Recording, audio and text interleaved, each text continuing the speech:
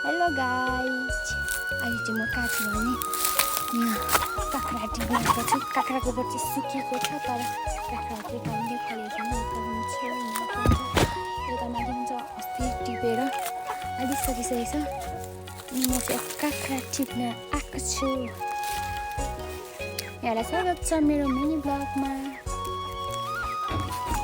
काँक्रा चाहिँ अघि तर म पुन्टी भएको छ। यो डल्लो खालको चाहिँ कस्तै मिठो छैन अनि यो चाहिँ अलिक मिठो छ।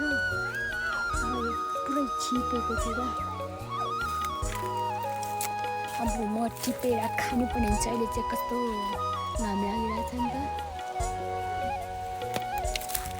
यति भनेमा गाइज मैले चाहिँ काँक्रा टिपिसकेको छु। अब लगेर खानुपर्ने हुन्छ। फेरि नेक्स्ट भिडियोमा भेट्नेछौँ। By by guys.